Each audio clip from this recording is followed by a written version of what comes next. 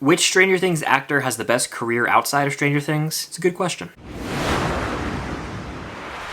What's going on, guys? I'm Chris, and welcome back to another video. So today I'm talking about my favorite project from every Stranger Things cast member. This ranges from the main kids to the adults to the older kids. Before I get into this thing, hit that like button and comment down below your favorite project from every Stranger Things cast member. Subscribe to that notification bell to help me reach my goal of 85,000 subscribers here on the channel. It would mean a lot. And check out the Unusual Couple podcast link down below. We talk Stranger Things and lots of other pieces of media over there. Without further ado, let's dive right in, starting with the main group of kids. So for Finn Wolfhard, who plays Mike Wheeler, my favorite project he's in is not It Chapter 1 and 2. It's actually Ghostbusters Afterlife, which I enjoyed thoroughly. We're getting a sequel that I believe got pushed to sometime in 2024, but regardless, I enjoyed the movie as it recaptured some of the feel-good vibes of the first Ghostbusters movie, paid homage to them in a way, but also brought in its new group of Ghostbusters to follow along. Of course, you got Paul Rudd as one of the adults in the film, and Paul Rudd is just such a delight to watch anytime he's on screen, but I enjoyed this movie. I know it was sort of divisive online. Was it perfect? No. Am I a diehard Ghostbusters fan? No. I still have issues with a lot of the movies. But I ended up really enjoying my time with this movie, and I'm curious to see what they do next. For Noah Schnapp, who plays Will Byers, I'm going with Hubie Halloween.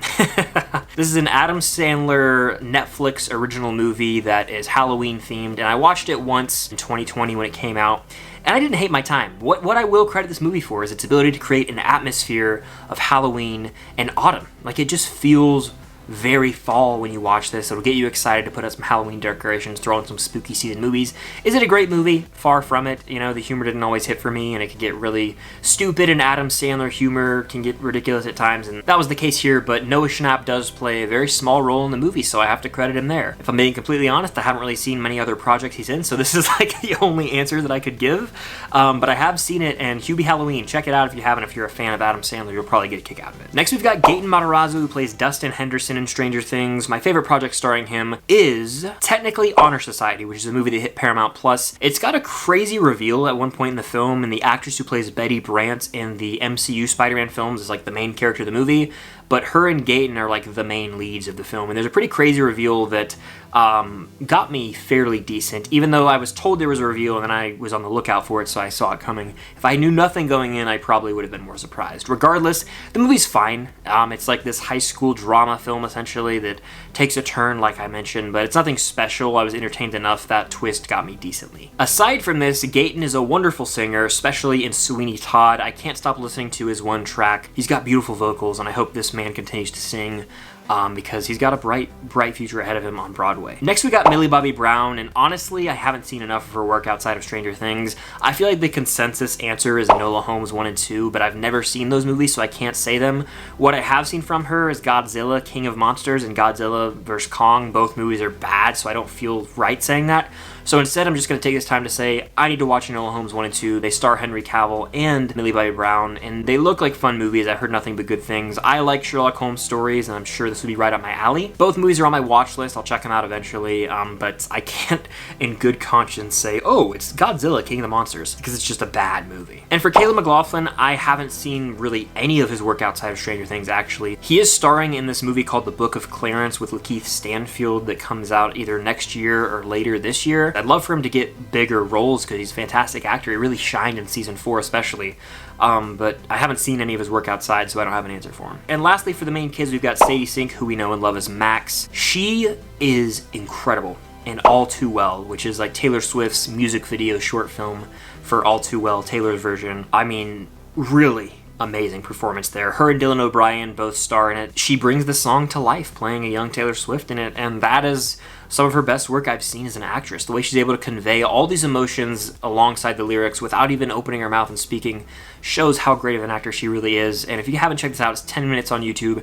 Do yourself a favor. It's a great song, but the music video enhances the song even more, giving us a visual representation of those lyrics, and Sadie Sink crushed it there. Moving into the older kids, I'll call them, even though they're pretty much adults now. We're gonna start with Joe Keery, the man himself. I want to shout out his music. I love Joe. DJO is how it's spelled. Look it up if you haven't. It's some of my favorite music. I listen to it frequently, and I won't be surprised when it's high on my Spotify Wrapped come the end of the year.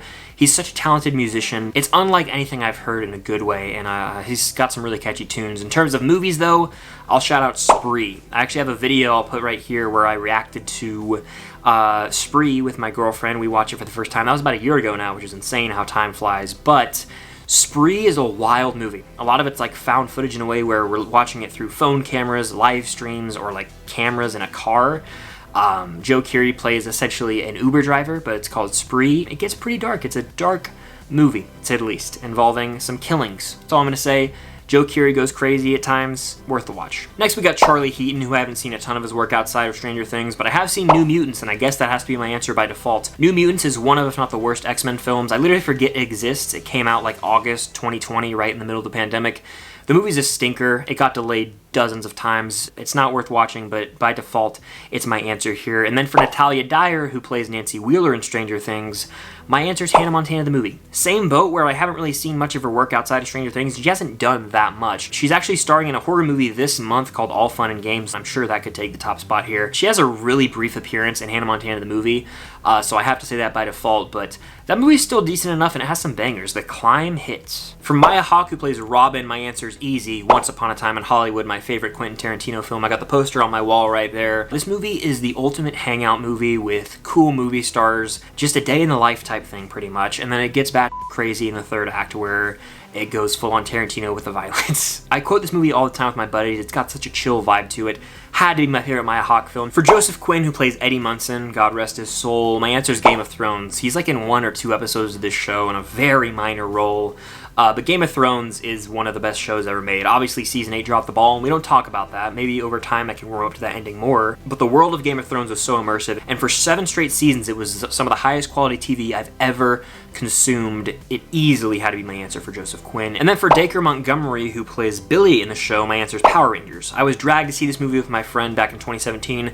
Didn't really end up enjoying it, but by default, it is my favorite because it's like the only project of his I've seen outside of Stranger Things. I still need to watch Elvis. I know he has a big role in that film.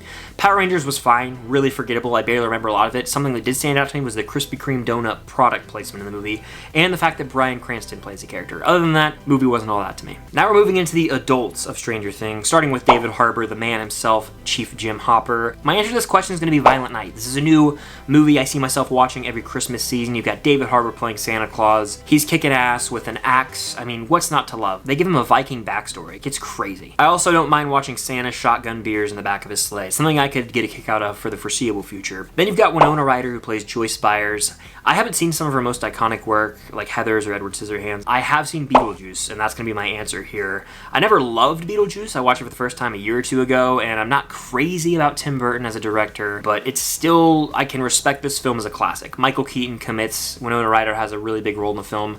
It's an 80s classic for sure. It's just not up my alley personally. Shout out The Crucible though. I watched that movie in school. I think it was 11th grade. We had to read the play and then we ended up watching the movie. Next we got Brett Gelman, who plays Murray the Bald Eagle Bauman baby, and you already know my answer for this is The Other Guys. He is so damn funny in like the one scene he's in this movie. Terry and Alan go to visit one of Alan's exes to try and get some information on the case, and her name is Christineth. Brett Gelman plays her current partner. One of my favorite lines from this movie is actually from him. "You come to my house, you get my wife's name right, Christineth." This entire movie is one of my favorite comedies, and that scene in particular hilarious to me. God, Brett Gelman is such a funny guy. If you haven't seen it, just look up Christineth's scene, The Other Guys. You will laugh your ass off. Next we got Matthew Modine, who plays Dr. Brenner, and my favorite project for him is definitely Oppenheimer. He had a limited role, but who wasn't in Oppenheimer? I feel like everyone and their mother showed up in this movie. Oppenheimer is my favorite movie of the year so far, and so for sure this was going to take the spot here. I've sung my praises for this film since it came out, so I have not much else to say except the fact that if you haven't seen Oppenheimer, go check it out on the biggest screen possible. It's an event that you don't want to miss. For Sean Astin, who plays Bob Newby, superhero in Stranger Things, there's only one answer. It's Lord of the Rings. He plays Samwise Gamgee, one of, if not the best characters in the entire series. He's such a lovable, great friend to Frodo who will do whatever it takes to make sure they destroy this ring. It's his most iconic role. I know he's Rudy as well, and he's in the Goonies, but I think Samwise Gamgee is Sean Astin's definitive role. I'm including Cary Elwes on this list just because I wanted to mention Saw. He's Dr. Lawrence Gordon in that. In Stranger Things, Cary Elwes plays the mayor, Larry Klein, in season 3, and I just have to say, go watch Saw if you guys haven't. I want to play a game. And last on this list, I've got Jamie Campbell-Bower, who plays Vecna. I could have gone with Twilight, but my answer is Sweeney Todd. I feel you, Joanna. he has such a beautiful singing voice and plays a pivotal part in that movie. So of course I was gonna go Sweeney Todd. That's my favorite Tim Burton movie by a long shot. But those are just my personal favorite projects from all the Stranger Things cast. I'm sure years from now I could remake this video and have a lot more choices for everyone, because after Stranger Things ends, I think the future is bright for pretty much everyone that I just talked about from this cast. But let me know in the comments down below your favorite project from every Stranger Things actor, and be sure to hit that like button, subscribe, and hit that notification bell to help me reach my goal of 85,000 subscribers here on the channel. It would mean a lot. And of course, be sure to subscribe to the Unusual Couple podcast link down below for weekly podcast episodes with myself and my girlfriend Cam. We have a blast with that. But thank you guys as always for watching. Stay tuned for more content coming very soon, and until next time, I'll see you guys later.